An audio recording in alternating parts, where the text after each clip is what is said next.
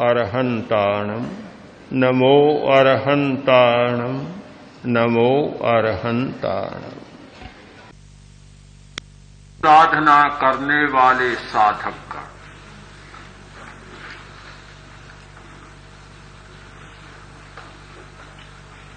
प्रेक्षा ध्यान का अभ्यास शुरू हुआ है। सहज ही आपके मन में प्रश्न होगा, ध्यान क्यों?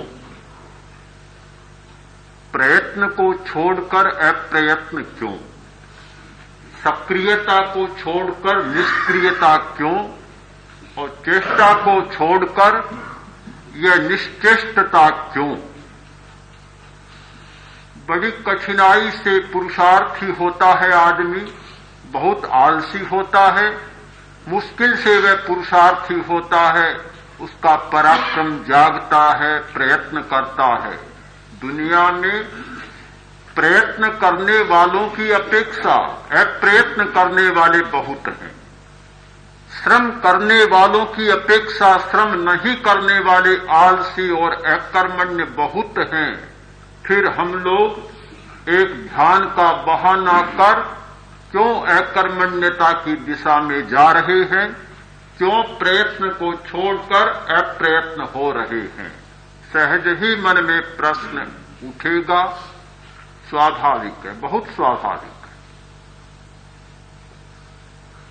यदि हम प्रयत्न और अप्रयत्न को ठीक से समझ ले तो समाधान होगा, और समझने में थोड़ी भ्रांति हुई तो ध्यान के प्रति भी हम भ्रांत हो जाएंगे।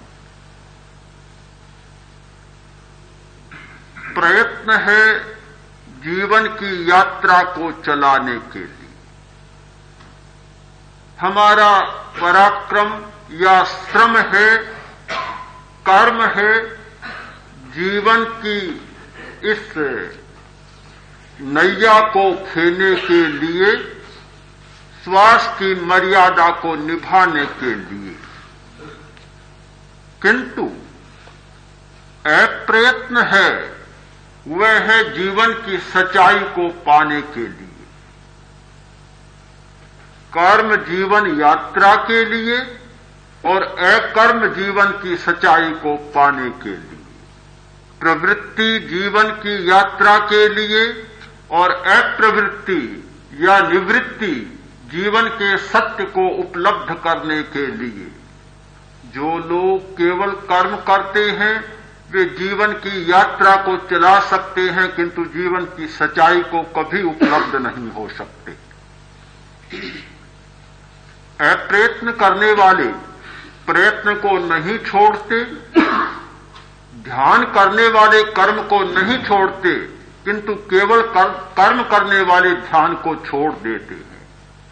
जो व्यक्ति जीवन की सच्चाई को पाने के लिए अपनी यात्रा शुरू करता है, वह जीवन की यात्रा को चलाने के लिए कर्म भी करता है।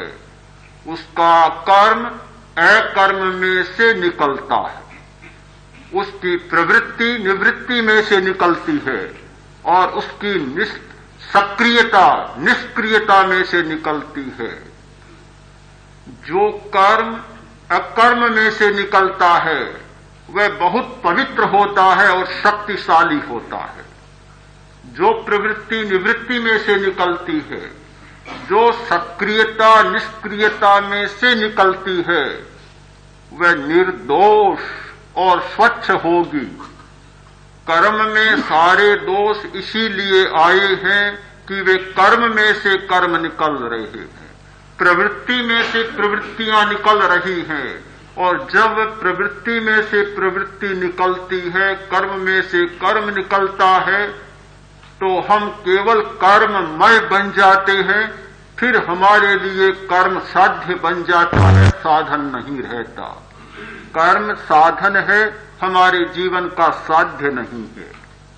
प्रवृत्ति हमारा साधन है जीवन यात्रा का, किंतु साध्य नहीं है। किंतु जब प्रवृत्ति में से प्रवृत्ति निकलना शुरू हो जाती है, कर्म में से कर्म का फल लगना शुरू हो जाता है, तो फिर कर्म साध्य बन जाता है, साधन नहीं रहता। इतना ही अंतर है। ध्यान करने वाला व्यक्ति कर्म को, प्रवृत्ति को साधन मानता है जीवन यात्रा का, और ध्यान नहीं करने वाला व्यक्ति कर्म और प्रवृत्ति को साध्य मानने लग जाता है। एक बहुत बड़ी भ्रांति जीवन में पल जाती है। हम एक प्रयत्न क्यों करें जीवन की सच्चाई को पाने के लिए? आज ये बहुत आवश्यक हो गया, और वैज्ञानिक युग होने के कारण बहुत आवश्यक हो गया। वैज्ञानिक युग में पदार्थ पर बहुत खोजें हुई और हो रही है। पदार्थ की हर प्रकृति को, पदार्थ के अस्तित्व के कण कण को छाना जा रहा है। सारी की सारी खोजें पदार्थ पर हो रही हैं, और पदार्थ की खोज के बहुत सारे नियम बन चुके हैं। इस वैज्ञानिक खोज के बाद एक जो धारणा बनी, बहुत साफ बनी कि पदार्थ है, ज्ञेय है, विषय है, किंतु पदार्थ से परे कोई ज्ञाता नहीं है, ज्ञाता नहीं है, विषय नहीं है।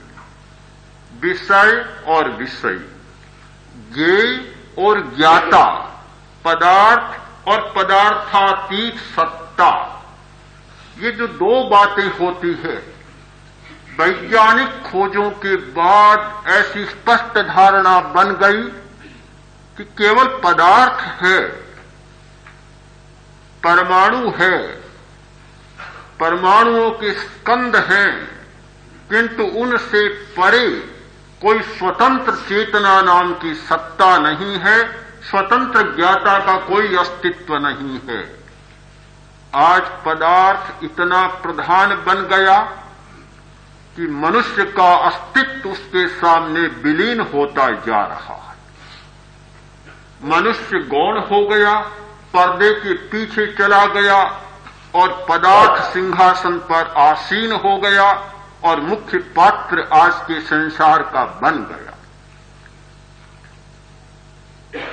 सही बात, ऐसा होना स्वाभाविक है, क्योंकि वैज्ञानिक खोज कर रहे हैं उपकरणों के माध्यम से, यंत्रों के माध्यम से, या भौतिक साधनों के माध्यम से।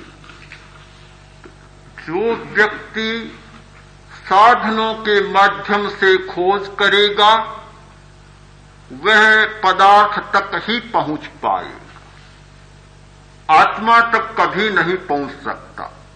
ये आत्मा तक पहुंचने का साधन ही नहीं है,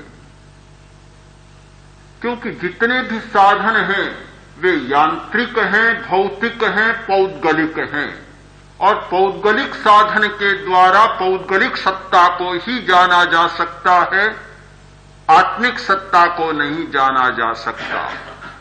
पौद्गलिक सत्ता को जानने के जितने नियम वैज्ञानिकों ने बनाए हैं, और जो नियम काम में लिए जा रहे हैं, वे पदार्थ की व्याख्या कर सकते हैं, किंतु किसी चेतन सत्ता की व्याख्या नहीं कर सकते, और चेतन सत्ता उनका विषय भी नहीं बनती।